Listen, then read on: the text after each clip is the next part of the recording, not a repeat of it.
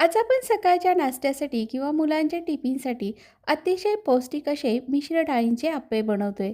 ते सुद्धा चटपटीत चटणीसह. त्यासाठी इथं मी दीड वाटी तांदूळ, अर्धी वाटी उडीद डाळ, अर्धी वाटी चणा डाळ, अर्धी वाटी मूग डाळ, एक वाटी पोहे, एक चमचा मेथीदाणा घेतले.